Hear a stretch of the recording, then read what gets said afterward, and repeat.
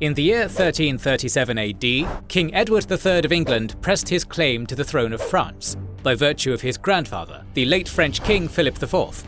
Predictably, his claim was rejected, and what Edward would not get by law of succession, he resolved to seize through fire and steel.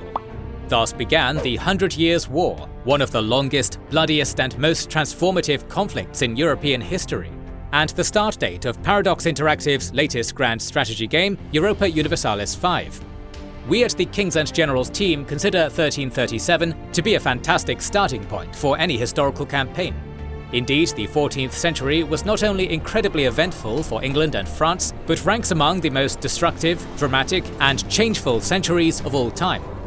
Before we begin, we must note that our survey of the 14th century will focus primarily on Europe, as the entire world is beyond the scope of this short video.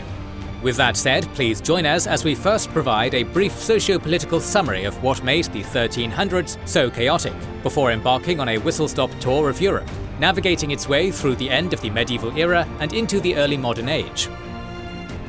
Do you know why thousands of people on YouTube and Patreon support us financially? Because they get history you won't find anywhere else. We release 3 new exclusive videos every week. Plus, they get perks like early access to all videos, voting rights on upcoming series and videos, access to our private Discord, our production schedule, and much more. Right now, 250 exclusive episodes are waiting for members and patrons, including from our series on the Eastern Front of World War II, Spanish War of Succession, the Punic Wars, the Pacific War, the Iberian Reconquista, the Russian Revolution and Civil War, the North African and Italian campaigns of World War II, Sicilian Wars between the Greeks and Carthaginians, and many others. By joining, you're not only unlocking rare content, you're also supporting the stories you love. Your help allows us to keep producing 3 free videos per week while paying our team competitive salaries and growing the channel. Join via the links in the description, the pinned comment, or by pressing the join button under the video. Thanks for making this possible. At the dawn of the 14th century, 300 years of economic and demographic growth in Europe came to a grinding halt as the Little Ice Age descended upon the land. In 1315, an unseasonably cold spring brought an unending rainstorm, destroying crops and causing a catastrophic famine across the continent. Hundreds of thousands died, and in some areas, the people grew desperate enough to resort to cannibalism. The Great Famine of 1315 to 1317 would not be the worst catastrophe suffered by many who lived through it. In the 1330s, an outbreak of the bubonic plague began in China. Travelling in the form of infected fleas on the rats who hid in ships and caravans, it was brought to Italy by unwitting sailors in 1348, and within 2 years, the whole of the Catholic world would fall victim to an apocalypse of fever, necrosis, and pus. Anywhere between 1/4 and 1/2 of Europe's population died. The economic and social stresses made the 1300s one of the most war-ravaged centuries in human history. It was during this period that the armies of England, France, and their allies engaged in one of the bloodiest wars in human history.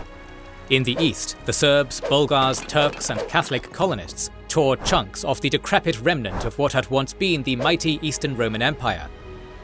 Lands ruled by the descendants of Genghis Khan were being plunged into turmoil as rising powers like Lithuania, Muscovy, and the Ming dynasty brought an end to Mongol dominance from Ukraine to China. Between war, pestilence, and famine, the year 1337 looks bleak.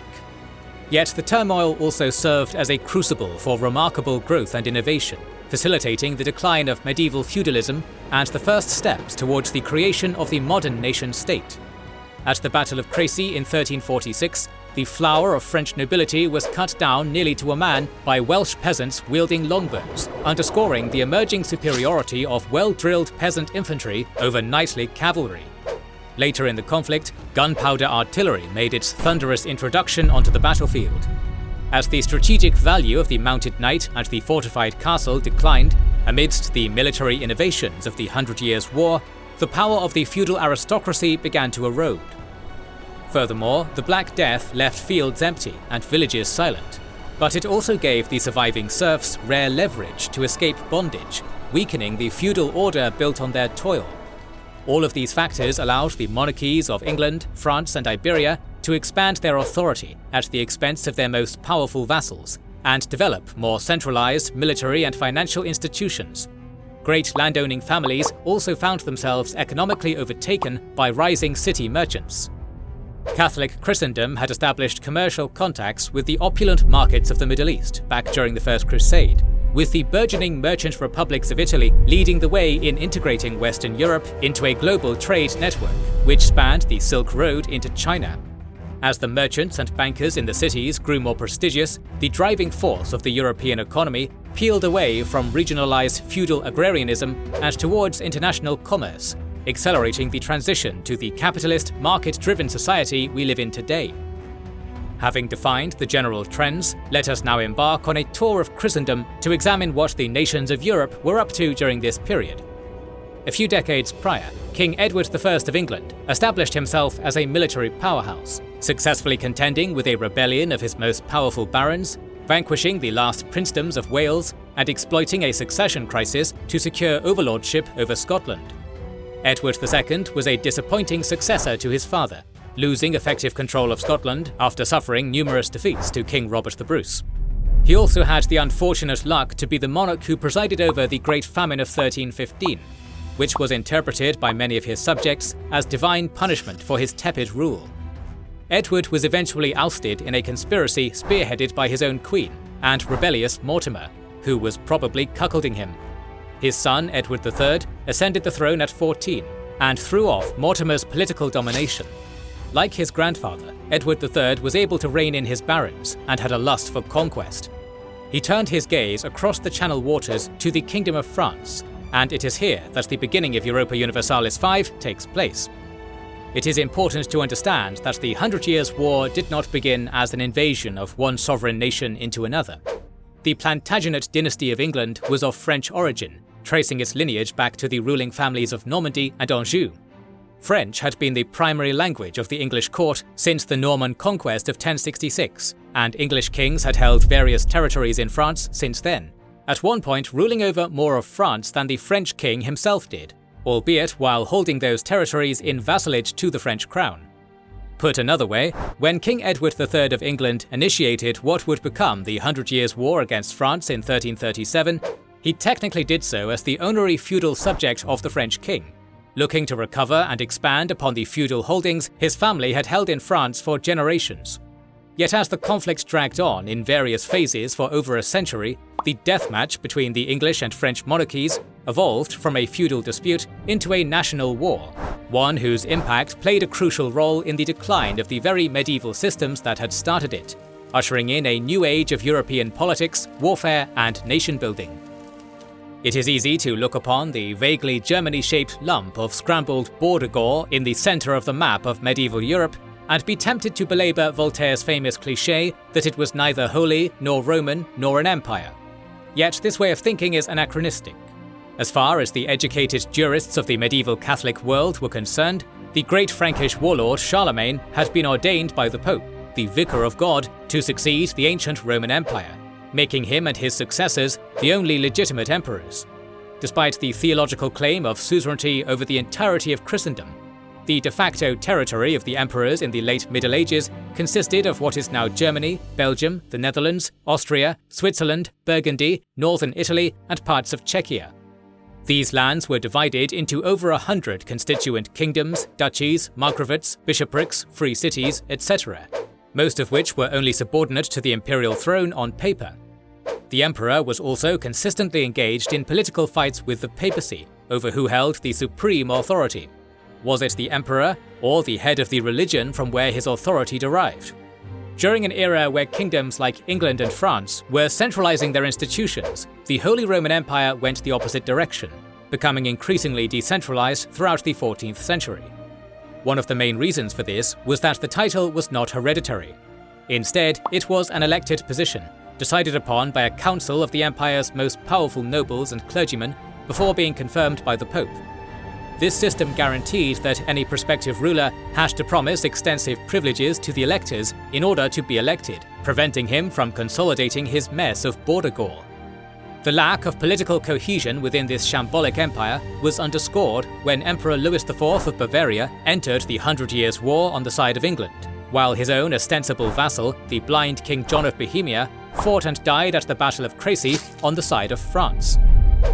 The 14th century in Italy was the time of Dante, Petrarch, and other poets and humanists who bridged the medieval world into the emerging artistic world of the Renaissance. It was also a period of flowering for the Italian merchant republics. Since the time of Charlemagne, northern Italy had been a territory belonging to the German emperor.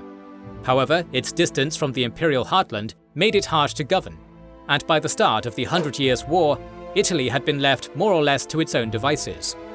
Owing to the ancient Romans, the medieval peninsula was home to a greater concentration of cities than anywhere else in medieval Europe, and it would be these cities around which its political destiny was forged. The most commercially successful Italian metropoles were those that mastered the seas, such as the republics of Pisa and Genoa and the Serenissima Repubblica di Venezia. These coastal sea powers served as Europe's primary liaison with the Islamic world, connecting Christendom to the luxury markets of the Orient. Through the immense wealth they acquired through trade, the citizens of Genoa and Venice built up the largest navies in Europe, with which they conducted trade with the East, colonized the islands and coasts of the Mediterranean, and waged war on any who threatened their commercial interests, which, more often than not, was each other. Further down along the peninsula was the Eternal City of Rome, which, since the time of Charlemagne, had served as the capital of the Papal States, a sovereign territory under the rule of the Vicar of Christ. The Pope wasn't home, though, and hadn't been since 1305, when the scheming nobility of Rome had forced him to flee to Avignon at the invitation of the French king, which eventually led to an ecclesiastical schism between two competing popes in Rome and Avignon. Further south was the Kingdom of Sicily, forged by the Normans, and destined to be ruled by many foreign crowns. While the armies of England and France first clashed on the fields of Crecy at the start of the 100 Years' War, the Christian kingdoms of Iberia were entering the final stages of the Reconquista against the Islamic Moors, who had ruled over parts of the peninsula since the 8th century. By the 1300s, the religious topography of Iberia was almost a mirror image of what it had been 500 years earlier.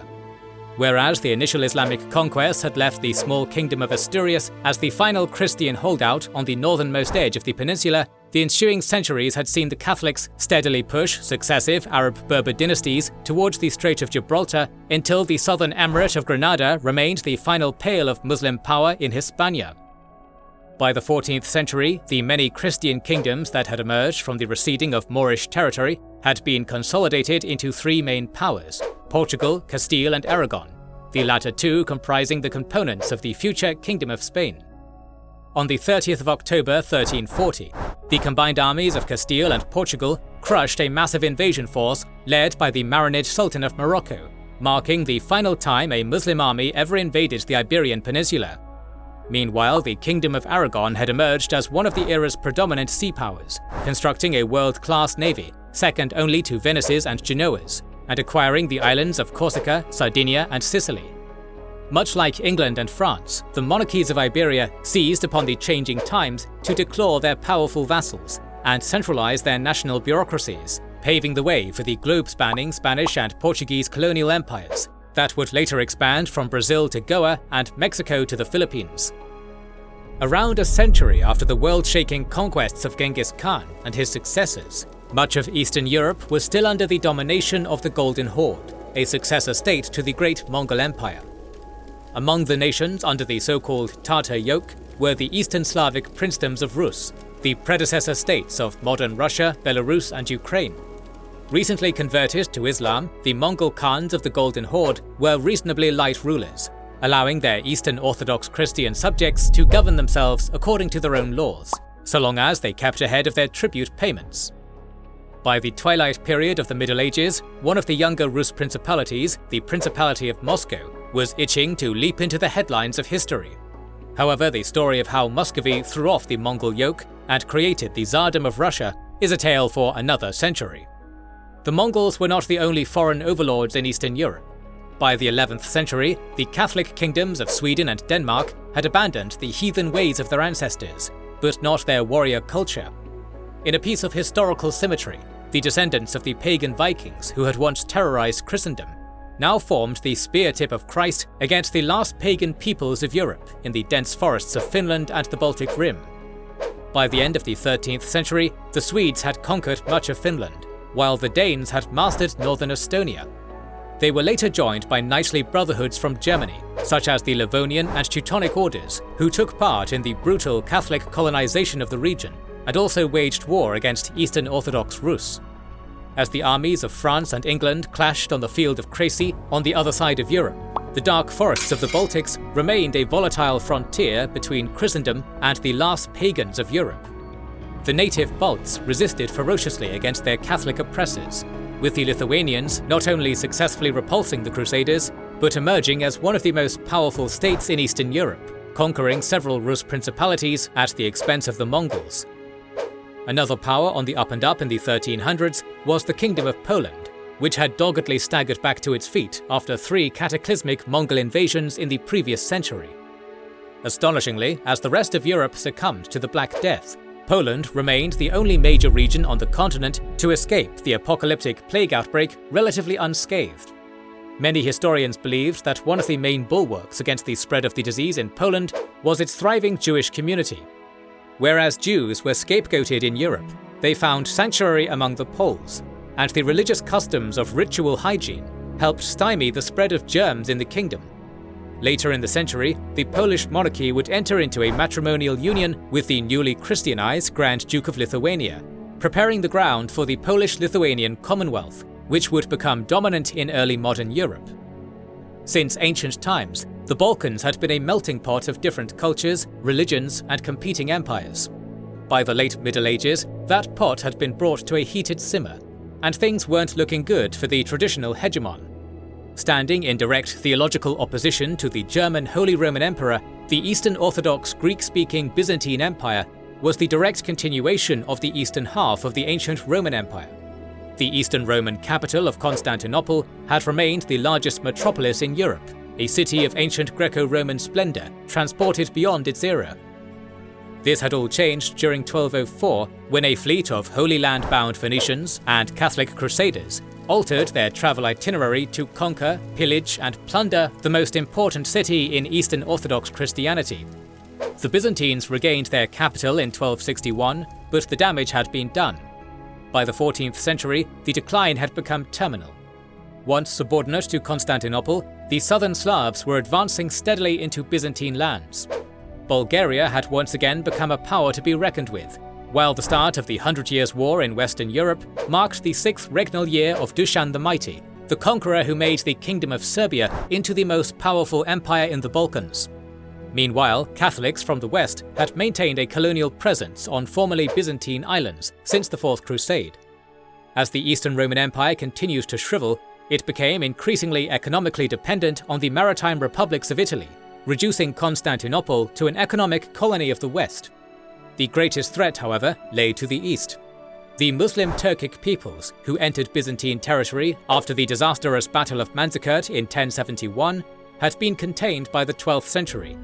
But after the devastation of the Fourth Crusade, they had once more begun steadily driving the Eastern Romans from their last footholds in Anatolia. Of the many small Turkic polities that quilted the peninsula, it was the Ottoman Beylik that was destined to claim the stage of history.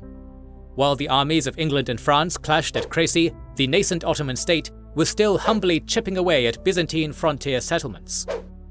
By the century's end, however, Bulgaria and Serbia had fallen to the Turkish advance, and Constantinople would soon follow in the infamous year 1453. The same year, the century-long war between England and France finally ended.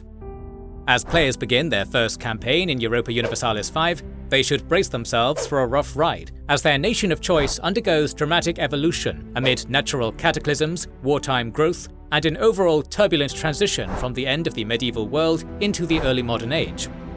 We at the Kings and Generals team can't wait to see what Paradox Interactive's latest grand strategy epic has in store for us, and we hope you'll all have a blast as well. In the meantime, we always have more historical stories to tell, so make sure you are subscribed and have pressed the bell button to see them. Please consider liking, subscribing, commenting and sharing, it helps immensely. Our patrons and YouTube members can watch more than 200 exclusive videos. Join their ranks via the link in the description or by pressing the join button under the video to watch these weekly videos, learn about our schedule, get early access to our videos, access our private Discord, and much more. This is the Kings and Generals channel, and we will catch you on the next one.